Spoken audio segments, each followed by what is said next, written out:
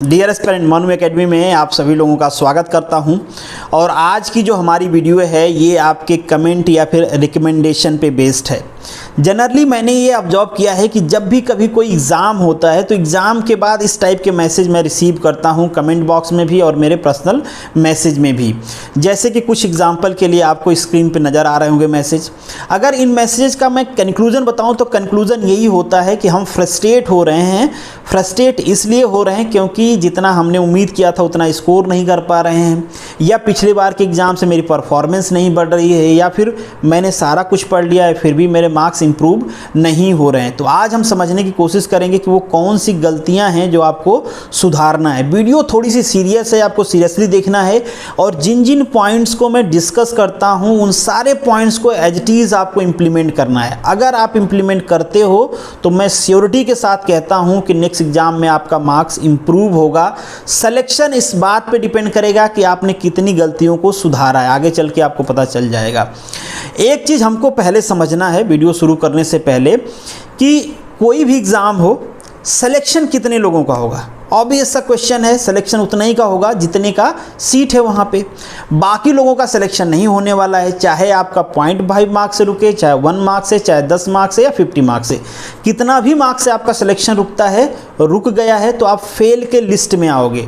और ये जो फेल की लिस्ट होती है ना, ये आपके साथ फ्रस्ट्रेशन लेके आती है। बाकी लोग टोंट भी करते हैं, बाकी लोग मज़ा लेने के लिए बैठे भी रहते हैं कि चलो फेल की लिस्ट में आ गया। सारे लोग, दोस्त मित्र भर परिवार फैमिली रिश्तेदार सारे मजे लेते हैं आपकी। तो वो फ्रस्ट्रेशन होना लाजमी है और फ्रस्ट्रेशन बताता है कि आप एक नॉर्मल ह्यूमन बीइंग हैं। तो फ्रस्ट्रेशन की तो पहले टेंशन नहीं लेना है, वो होगा। और मैंने कई बार कहा, इससे पहले भी कई सारी वीडियोज़ में मैंने कहा है कि फ्रस्ट्रेशन होगा। फ्रस्ट्रेशन के बारे में ना सोचें, सुधार के बारे में सोचें, आपको सुधार कैसे करना है। चलिए अब जानते हैं कि मार्क्स नहीं आ रहा है उसका रीज़न क्या है। पहला रीज़न तो यही है कि अगर मार्क्स नहीं आ रहा है मतलब आपने पढ़ाई अच्छे तरीके से नहीं किए होंगे। और ये बात सभी लोगों को पता होती है। मतलब अगर आप खुद से तो कोई झूठ बोल ही नहीं सकता है। मतलब जनरली तो पता ही होता है, जो पढ़ा नहीं है उसको तो अंदर से पता रहेगा कि मैंने पढ़ा नहीं है इसलिए मेरा मार्क्स नहीं आया है। बट आप में से काफ़ी सारे लोग हैं जो ये कह रहे हैं कि उन्होंने पढ़ाई भी अच्छे से किया है, पूरा सिलेबस उन्होंने कंप्लीट किया है, रिवीजन भी किया है, प्रैक्टिस भी किया है, टेस्ट सीरीज भी सॉल्व किया है, इसके बाद उनके मार्क्स इंप्रूव नहीं हो रहे हैं। तो मैं दूसरे कैटेगरी के जो लोग हैं उनसे आज बात करने वाला हूं। जो फर्स्ट कैटेगरी के लोग हैं जिन्होंने पढ़ाई ही नहीं है, तो भाई आप तो उम्मीद ही नहीं करते हो। और अगर आप खुद से उम्मीद कर रहे हो कि बिना पढ़े सिलेक्शन हो जाए तो ये थोड़ा सा कुछ जाती है। तो आप रियल दुनिया में आए, वर्चुअल दुनिया में ना रहें।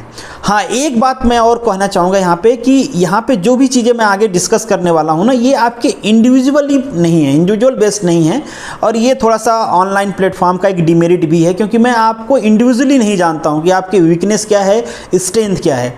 जो टीचर आपको ऑफलाइन पढ़ाते हैं, अगर उनके पास अगर आप कभी जाओगे, आपको जिसने पढ़ाया है तो उसको पहले से पता रहेगा कि इस बच्चे की ये स्ट्रेंथ है, इस बच्चे की ये वीकनेसेस है, तुमने गलती किया, तुम यहाँ पे गलती की होगी, तुमको ये चीज़ सुधारना चाहिए। तो वो चीज़ें मैं पॉइंट आउट करके आपको नहीं बता सकता हूँ। ऑफलाइन वाले बिल्कुल बता सकते हैं, ये फ़ायदा भी होता है ऑफलाइन का। बट ऑनलाइन में मैं कुछ इंडिविजुअल पॉइंट्स बताऊंगा। उस इंडिविजुअल पॉइंट के हिसाब से आपको कैटेगराइज करना है कि आप किस कैटेगरी में एग्जिस्ट करते हो और आपको क्या सुधार पहले से करने हैं। बट आपको इसके लिए इतना टेंशन नहीं लेना है कि आपको ऑफलाइन में कोई नहीं जानता है। हाँ, समटाइम होता है कि हम इंडिविजुअली चाहते हैं कि मेरी क्या गलती है, मैं उसको सुधार पाऊँ। मतलब दिल से हमारी इच्छा होती है कि हम सुधार पाएँ। बट क्या होता है कि जो गलती हम करते हैं वो गलती हमको खुद को नज़र नहीं आती है। तो इसके लिए आप किसी की मदद ले सकते हो।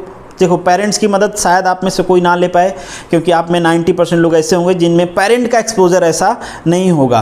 दूसरी, अगर हम वैसे भी पेरेंट्स की बात करें तो पेरेंट्स हमारे बारे में कितना जानते हैं। अगर हम 14 से 16 साल अप टू 14 to 16 ईयर तक पेरेंट्स आपके बारे में जानते हैं। इसके बाद तो आपको लग जाते हैं पंख, आप अलग ही उड़ने लगते हो, पेरेंट्स से बताते ही नहीं है कुछ हो तो वो भी आपके बारे में नहीं जानते हैं।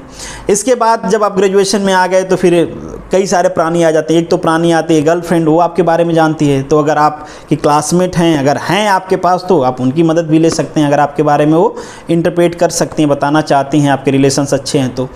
अब सबके पास तो वो होंगी नहीं, वो भी विचित्र प्राणी हैं। तो आप अपने जो लंगोटिया यार हैं, दोस्त मित्र, क्लासरूम जो आपके साथ रहते हैं या फिर बैचमेट हो, आप तैयारी कर रहे हो तो रूममेट जो हो, कोई भी हो जो आपको सही सजेशन दे सकता है। आपको पता होगा कि वो सही सजेशन देगा या आपको मिसलीड करेगा। अगर आपको मिसलीड कर सकता है तो उससे सजेशन नहीं लेना है। अगर सही दे सकता है तभी उससे लेना है। और ये दोनों अगर लुप्त हो गए हैं तो ये दोनों लुप्त, मतलब गर्लफ्रेंड भी नहीं है और कोई लंगोटिया यार भी नहीं है आपका। ये एक ही केस में होता है जब आपकी शादी हो गई हो।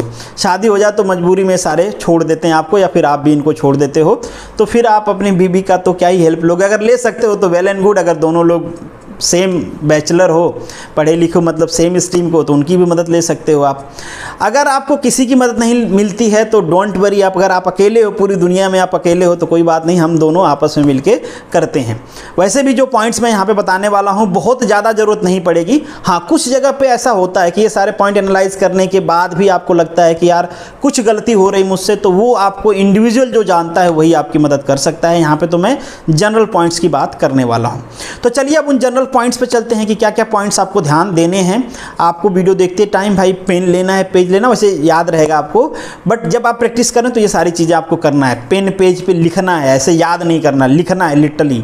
मैं कह रहा हूँ कि एज इट इज़ जो वर्ड मैं यहाँ पे बोल रहा हूँ वही आपको फॉलो करना है। और मैं श्योर करता हूँ आपको, अगर ये प्रैक्टिस करते हो 100% नेक्स्ट टाइम आपका जो मार्क्स है वो इम्प्रूव होगा। कोई चांस ही नहीं है कि नहीं इम्प्रूव होगा।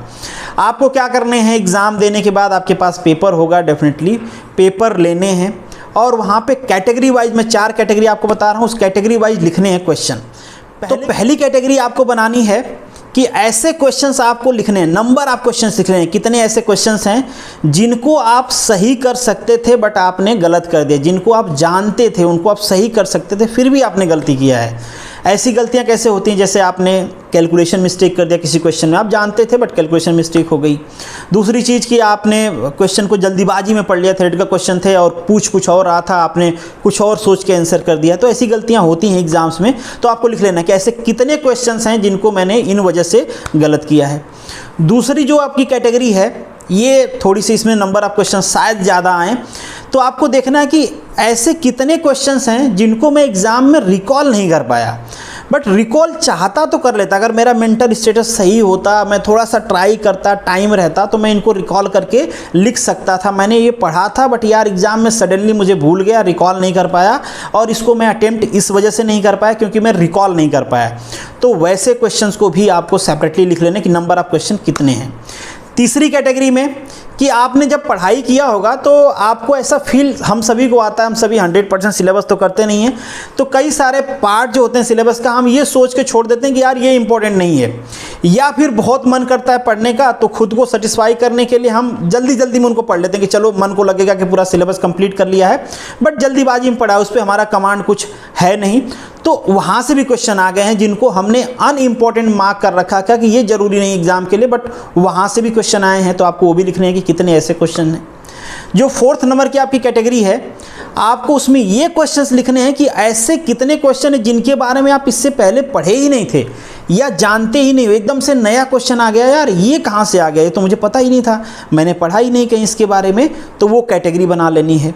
और लास्ट में एक कैटेगरी और बनानी है, अगर आपने तुक्का लगाया है एग्ज़ाम में और वो तुक्का आपका सही हो गया है तो वो आपके मार्क्स नहीं हैं। इस बार किस्मत आपकी अच्छी थी, शायद वो सही हो गया है, ज़रूरी नहीं कि नेक्स्ट एग्ज़ाम में आपका सही होगा, तो वो आपके मेहनत के मार्क्स नहीं हैं, तो उसको भी लिखना है कि कितना आपने तुक्के से सही कर दिए हैं। अब आपको, हालांकि जो तुक्के से सही किए उसको ज़्यादा एनालाइज करने की ज़रूरत नहीं है, बट ठीक है, आपने जो 4 बाकी मैंने बताए हैं उसमें कितने क्वेश्चन से ये देख लेने हैं। बाकी लास्ट में आपको लिखना है कि आपने कितने क्वेश्चन अब्सोल्युटली सही किए हैं, आपकी मेहनत की वजह से, आपके नॉलेज की वजह से कितने क्वेश्चन सही हैं, वो नंबर ऑफ क्वेश्चन आपको लास्ट में लिख लेने हैं। अब आपको ये देखना है कि यार ये जो ऊपर 4 मैंने पॉइंट्स बताए हैं अलग कैटेगरी वाइज, जिसमें आपने नंबर ऑफ क्वेश्चन मेंशन कर रखा है, आपको ये समझना कि इसमें से किस कैटेगरी को अगर मैं सही कर देता हूं तो मैं कट ऑफ के आसपास पहुंच जाऊंगा। मान लीजिए आपने पहली कैटेगरी चूज किया कि मैंने कैलकुलेशन मिस्टेक मुझसे बहुत ज़्यादा होता है, अगर कैलकुलेशन मिस्टेक नहीं होता तो आज मेरे इतने की जगह पे इतने मार्क्स आ रहे होते कि मैं कट ऑफ क्लियर कर लेता। तो आपको उस गलती को पहले सुधारना है, मतलब जिस गलती को सुधारने से आपका सिलेक्शन हो सकता है उस गलती को पहले टारगेट करना है। यहाँ पे एक चीज़ और कर सकते हो कि शायद आपका इंटरेस्ट नहीं हो उसमें ज़्यादा, तो आप इन 4 में से जिसमें आपका इंटरेस्ट आए अगर आपने जो नया पढ़ा था नहीं पढ़ा था उसमें इंटरेस्ट आ रहा तो वो पहले पढ़ लो, जिसको आपने अनइम्पॉर्टेंट मार्क कर रखा है उसको पहले पढ़ना है तो उसको पढ़ लो, रिवीजन की वजह से रिकॉल नहीं कर पाए थे तो उसको कर लो। तो जो भी रीजन रहा हो वो वाले क्वेश्चंस आपको पहले टारगेट कर लेना। बट एक बात ध्यान रहे, आपको जो इतने 4 पॉइंट्स मैंने बताए हैं, इन चारों पॉइंट को क्रिटिकली एनालाइज करके सारी गलतियों को सुधारना है। ऐसा नहीं कि किसी एक को सुधार लिया, कट ऑफ के पास पहुंच गया, बस अब सिलेक्शन हो जाएगा। अभी स्टिल आदमी के पास 5 to 10% एरर के चांसेस रहते हैं कि आप जिन गलतियों को सुधार के जा रहे हो उसमें भी एरर होगा। तो बाकी ये जितनी भी गलतियां हैं वो भी सुधारना ही है आपको, कैसे भी कैसे करके। इन सबको अगर आप सुधार लेते हो तो बिलीव मी कोई ऐसा पॉइंट या कोई ऐसा रीजन नहीं बचता है जो आपका सिलेक्शन रोके। आपका सिलेक्शन होगा, बस आपको चीज़ों को एनालाइज करके क्रिटिकली आपको उनको सुधारना है 1 by 1 करके, और चेक करना है कि अगर मैं कैलकुलेशन मिस्टेक कर रहा था इससे पहले, अब मैं प्रैक्टिस किया हूं ढंग से, तो क्या फिर से मुझे कैलकुलेशन मिस्टेक हो रहा है। अगर हो रहा है तो पहले के कंपैरिजन में कम हुआ है, कितना कम हुआ है ये एनालाइज करना है। जो आप रिकॉल नहीं कर पाए थे क्वेश्चन, अगर उसको सुधार रहे हो तो आपको देखना है कि अब मैं रिकॉल कर पा रहा हूँ कि नहीं कर पा रहा हूँ। अगर नहीं कर पा रहा हूँ तो रिवीजन थोड़ा सा फ्रीक्वेंसी बढ़ाना है रिवीजन का। अगर एक हफ्ते में आप रिवीजन करते हो और रिकॉल नहीं कर पाते हो तो उसको 5 डे कीजिए, उसको 4 डे कीजिए। मतलब एक ही रीज़न होता है रिकॉल नहीं कर पाने का कि आपने रिवीजन ढंग से नहीं कर रखा है, या फिर आपका जो नेक्स्ट वाले रीजन है कि आपने पढ़ा नहीं। जो भी है उसको सुधार के उस एरर को आपको 0 के पास लेके आना है। बिलीव मी, अगर आप ये कर लेते हो नेक्स्ट टाइम आप 100% बहुत अच्छा परफॉर्म करने वाले हो। फ्रस्ट्रेट नहीं होना है, आपने अपने रिसोर्स इनपुट दिए हैं, अपने टाइम लगाए हैं। यहाँ से अगर मैदान छोड़ के भागोगे तो भाई कोई याद नहीं रखेगा। पूरी जान झोंक दो। ऐसा नहीं है कि सरकारी नौकरी ये सब कुछ है, दुनिया में बहुत कुछ है। आप डिसाइड कर लो, मतलब इतना आपने एफर्ट लगा देने हैं कि इसके बाद आपको ये पता चल जाए कि यार अब मुझे तैयारी करना चाहिए कि नहीं करना चाहिए। फिर डिसाइड करो कि अब आपको जो गवर्नमेंट जॉब की तैयारी छोड़ के कुछ और करना है या नहीं करना है। मतलब दिल में रिग्रेट नहीं रखना है कि यार थोड़ा सा मेहनत और किया होता, या 10 साल बाद 5 साल बाद सोच रहे हैं कि यार काश एक बार और रिपीट मारा होता, काश 2 घंटा ज़्यादा पढ़ लिया होता तो सिलेक्शन हो गया होता। इस टाइप का रिग्रेट नहीं छोड़ना है मन में। जितनी एनर्जी है, जितना पावर है, जितना टाइम है, सब लगा दो, फिर भी सिलेक्शन नहीं होता है तो जय सिया राम कहो सरकारी नौकरी का और लग जाओ किसी दूसरे काम में। बाकी इस जगह वाले भी बहुत कुछ कर रहे हैं यार, ज़रूरी नहीं है सरकारी नौकरी। चलिए, मुझे लगता है कि ये वीडियो आपको हेल्प करेगी। बाकी स्टिल आपका कोई डाउट है तो कमेंट बॉक्स में लिख सकते हो। थोड़ा सा अगर पर्सनल चाहते हो, पर्सनलाइज चाहते हो चीज़ों को, तो आप मुझे पर्सनल मैसेज भी कर सकते हो, मैं आपको रिप्लाई ज़रूर करूँगा। रिप्लाई में थोड़ा सा डिले कम ज़्यादा हो सकता है, बट डेफिनेटली मैं रिप्लाई हर किसी को करता हूँ, हर मैसेज का करता हूँ। तो आप मैसेज भी कर सकते हो मुझे पर्सनल, आप मुझे इंस्टाग्राम पे या फिर टेलीग्राम पे, दोनों जगह कर सकते हो। चलिए, तो आज के लिए अलविदा, मिलेंगे नेक्स्ट वीडियो में, तब तक के लिए जय हिंद।